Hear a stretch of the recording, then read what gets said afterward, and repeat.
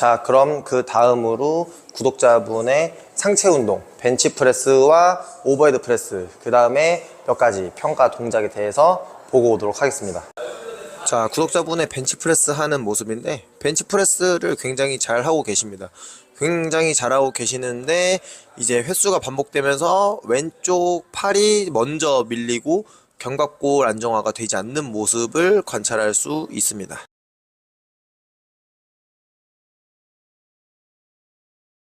자, 그 다음으로 이 견갑골이 뜨는 원인에 대해서 정확하게 알아보기 위해서 오버헤드 프레스 동작을 요청드렸습니다. 이때 보시면 왼쪽 견갑골이 더 위로 올라가 있는 모습을 볼 수 있는데, 이건 이제 하방 회전에 대한 균형이 깨져 있다는 것을 의미합니다.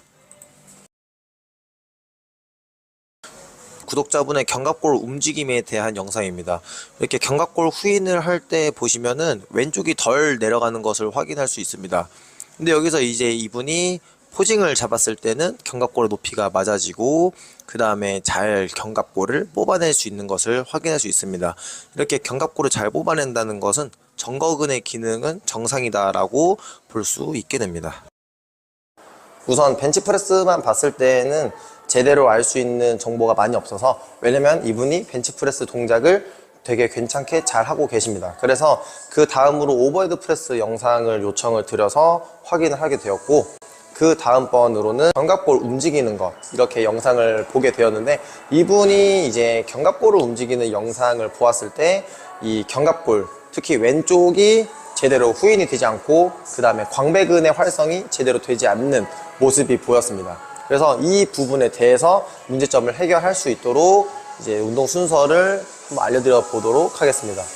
우선 구독자분께서 가지고 있는 근본적인 원인은 운동을 할 때 견갑골의 세팅이 제대로 되지 않는다는 것입니다. 그러니까 견갑골의 세팅이 제대로 되지 않으니까 힘을 쓸 때 팔 힘을 과하게 써서 이제 운동을 하게 되는데, 이렇게 팔 힘을 과하게 쓰게 되면 팔꿈치 통증이 나타나게 됩니다. 이렇게 나타나는 팔꿈치 통증은 삼두근의 과사용일 가능성이 높기 때문에 삼두근을 마사지해서 부드럽게 만들어주는 과정이 먼저 필요합니다. 그래서 이렇게 바벨, 스미스 머신이던 그냥 바벨이건 이렇게 돌아가는 곳에 삼두근을 대고 팔을 약간 펴서 위아래로 크게 왔다 갔다 해줍니다. 이렇게 깊게. 그럼 분명히 이 삼두근이 굉장히 아플 텐데, 가장 아픈 곳 주변에서 롤링, 좌우로도 롤링을 해주시면 되고, 이걸 폼롤러에서 따로 진행해 주셔도 되지만 사실상 누워서 하는 것보다 서서 하는 게 더 편하기도 하고, 그리고 바벨은 쇠이기 때문에 조금 더 강하게 마사지를 할 수 있어서 운동하시기 전에 무조건 삼두를 마사지 해주시는 것을 추천드립니다. 자, 이렇게 마사지를 진행했으면 이제 광배근을 세팅할 겁니다. 이분한테 나타나는 가장 큰 문제는 바로 견갑골의 이렇게 하강과 이 하방 회전을 잡아주는 역할이 부족하다는 것입니다. 그래서 견갑골을 아래쪽에서 안정성을 받쳐줄 수 있는 광배근과 능형근을 운동을 시켜야 되는데, 이분같이 운동을 어느 정도 하고 중량도 다를 수 있는 분들 같은 경우에는 이 코어를 함께 쓸 수 있는 어려운 동작을 먼저 선행하고 그 다음에 작은 세부적인 동작으로 넘어가는 것이 더 효과적인 경우가 많습니다. 그래서 이런 방법을 강제 활성 방법이라고 이제 표현하게 되는데, 이렇게 강제 활성 방법을 쓸 수 있도록 버드독 자세에서 로우 하는 것을 보여드리도록 하겠습니다. 그래서 버드독 로우 자세는 이렇게 버드독 자세를 만든 상태에서 무게를 잡고 로우 동작을 진행하는 것을 말합니다. 이 동작의 자세한 설명은 다른 영상에서 다루었으니까 자세한 설명이 궁금하신 분들은 그 영상을 참고하시면 되고, 지금은 동작을 보여드리고 설명을 간단하게 드리도록 하겠습니다.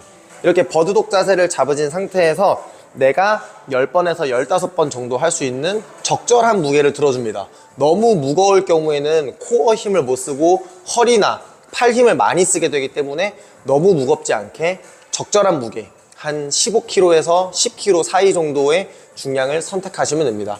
그래서 이렇게 중량을 잡고 버드독 자세를 만든 상태에서 견갑골을 뒤로 후인 시켜주면서 로우 동작을 진행하시면 됩니다. 이때 견갑골이 뒤로 이렇게 후인되는 느낌이 정확하게 나는 것에 집중해서 동작을 해주시면 되고, 복사근과 광배근의 자극이 느껴지면 됩니다.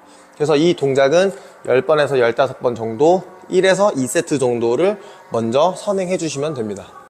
그 다음 운동으로는 능형근 운동을 진행할 겁니다. 이렇게 인클라인으로 벤치 각도를 설정해 두신 후에 덤벨을 잡아줍니다. 덤벨을 잡으시고 고개는 편안하게 숙인 상태에서 리버스 플라이 동작을 진행할 겁니다. 팔을 쭉 핀 상태로 팔을 옆으로 이렇게 드는 동작을 진행할 겁니다.